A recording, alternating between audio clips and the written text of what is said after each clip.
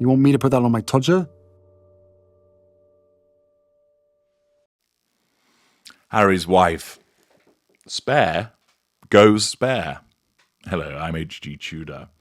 You'll remember in the early part of this year, back in January, I summarised aspects of Spare and provided my analysis of what was going on. I eventually got bored. Such was the dross that was being provided in this publication that I didn't even complete it. There were more interesting things to move on to. And it would seem that I'm not alone in reaching such a conclusion, because India McTaggart of The Telegraph reports Britons bin their copies of Prince Harry's memoir on holiday.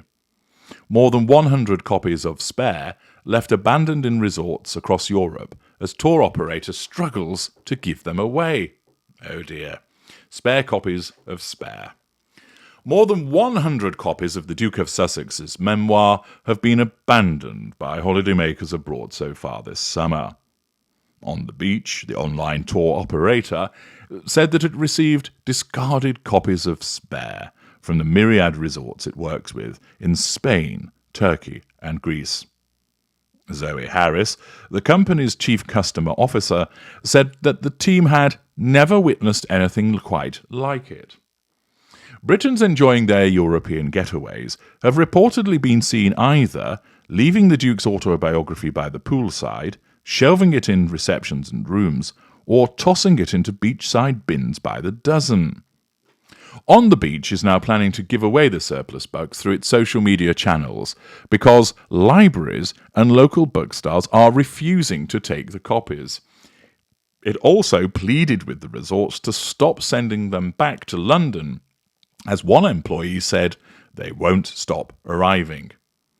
Ms. Harris said, "Lost property offices in our most popular resorts are brimming with copies of Spare, and we had a couple of Prince Harry's books sent to us from a hotel that some of our customers had holidayed to. We thought it was quite funny at first, but over the past few months, several of the hotels have been sending the books back. Now we have bookcases full of them. I'm asking hotels to stop, please stop sending them over, otherwise we'll never get rid of them all."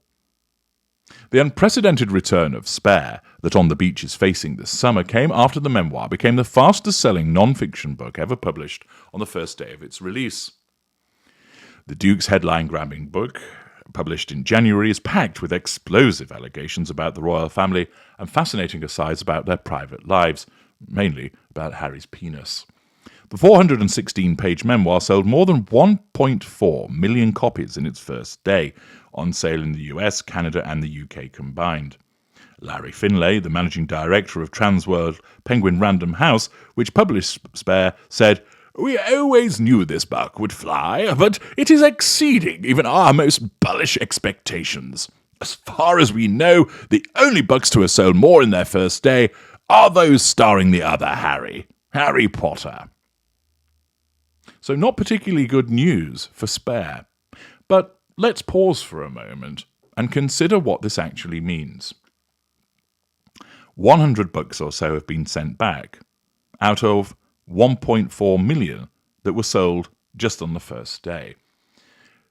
I haven't looked at how many copies have apparently been sold, and yes, I know there's lots of suggestions about the fact that the book has been given away, that people received 2 copies when they ordered 1 to massage the sales figures.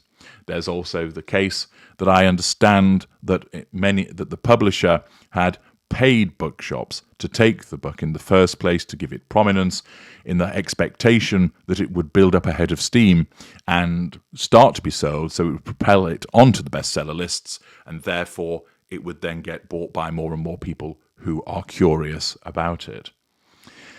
The usual techniques and tactics have been utilised to massage those sales, but either way, if 1.4 million were sold on the first day, having 100 come back is not a large proportion at all, is it? In fact, it's 0.007% of first-day sales that have been returned. That is not significant. Accordingly, if we put it in that context, the fact that that number of books that have been sent back, left by the poolside, isn't really something to write a news article about at all, is it? There might be other authors that have such a reaction. In fact, I should imagine percentages would be higher for that dross that was 50 Shades of Grey.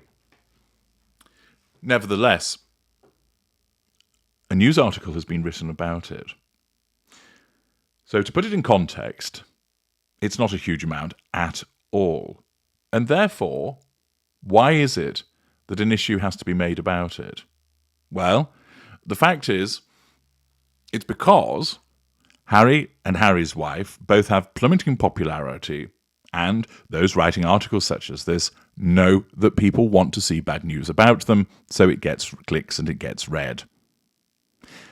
Many people wouldn't necessarily be putting into their heads, actually, that's a very small percentage indeed. This is a non-story.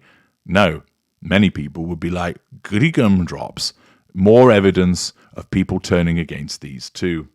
In actual fact, if you were to put it in an alternative way, 99% of people who've bought Spare read it, which actually is a ringing endorsement for Harry. Now, I'm not saying all of this to defend Harry, but as you know, I regularly explain to you about the necessity of going to the evidence, putting matters in context, and analysing them. And this is a useful opportunity to do so.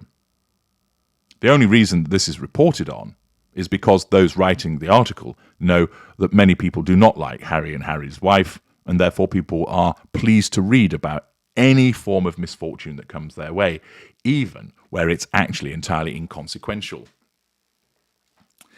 But it is instructive. The fact that a national newspaper takes it upon itself to report on 100 or so books being returned out of the many millions that have been sold, and indeed my calculation was just based on the first day sales, it will have sold more than that, demonstrates the depths to which Harry and Harry's wife have fallen. People really do not like them. People like to read about their misfortunes, and the press is all too happy to oblige. Furthermore, what would Harry's wife make of this? Well, in actual fact, it wouldn't impact upon her in terms of her thinking, gosh, that makes me look bad. Why? Well, although Harry is an extension of her when things are going well, when he's in the sustained devaluation, she views him as nothing to do with her, in effect. Indeed, she would say, doesn't surprise me. The nonsense that he wrote, which I told him not to write, by the way, is it any surprise that people are sending the book back? Assuming that she's aware of the article and its content, she would distance herself from it and would say, doesn't surprise me in the slightest. I told him not to write those things. I told him not to make those disclosures. It's all his fault. So what she will utilize is this returning of the books as a means of justifying her stance, basically saying, I was right. See? Other people have rejected it, and it's because of what he wrote, and I was right all along because I told him not to write it. She will therefore use this minor misfortune to make her look right and to continue her condemnation of Harry. I'm H.G. Tudor. Thank you for listening.